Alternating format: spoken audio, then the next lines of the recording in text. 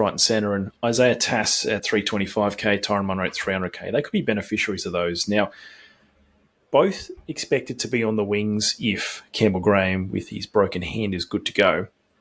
Do you have any interest in either of these two, especially with Tass potentially picking up a dual position?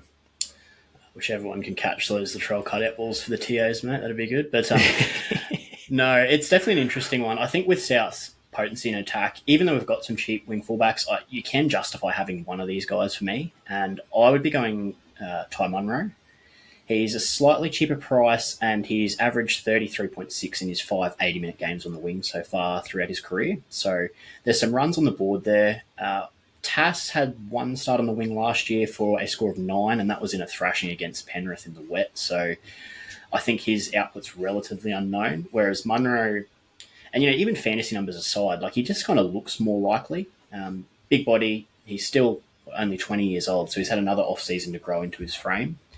And his career average for run meters is 134. So there's 13 points off the bat in base. And he does seem like a Wayne Bennett type player as well. You look what he did with Jack Bostock at the Dolphins last year. So I'd be going Munro if I had to pick one of these guys.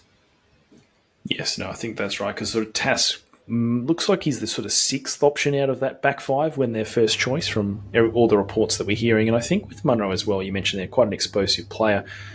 I guess if you're going to go in for him, you're probably not worried too much about his season average. You're just hoping that he does a Jack Bostock and has a 4 or 5 game slot where he averages 40 plus, and then if he gets a high 4 or a 5 in front of his price, that's probably just when you step off and move on to maybe Scott Drinkwater loses 100k after the Cowboys are 0-6.